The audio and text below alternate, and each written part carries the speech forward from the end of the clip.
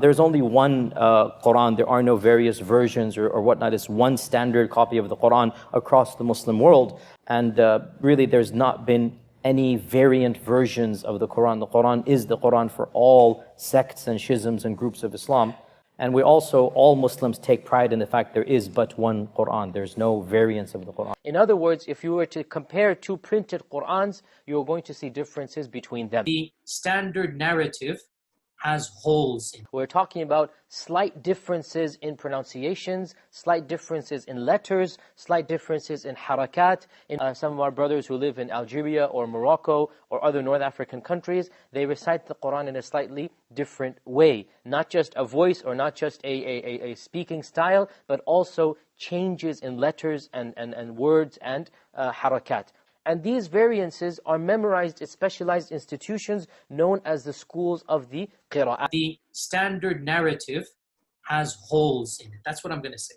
The standard narrative does not answer some very pressing questions. Can you see? This is not simple different readings. These are completely different consonantal texts. More than that, these consonantal texts change the meaning completely. Now let's go to Surah 3. In Surah 3, we get into verse 146. Surah 3, ayah 146. And now we're getting into whether they were killed or they fought.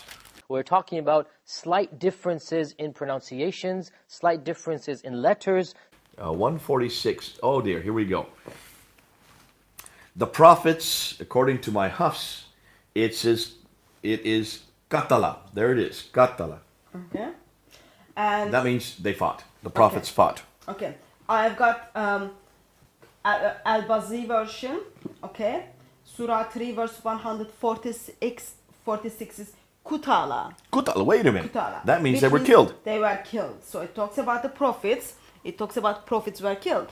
So in the Hafs version, the prophets just fought. Yeah. They lived. Looks like they didn't die. Yeah, and in the full sentence it will be how many prophets with him were killed.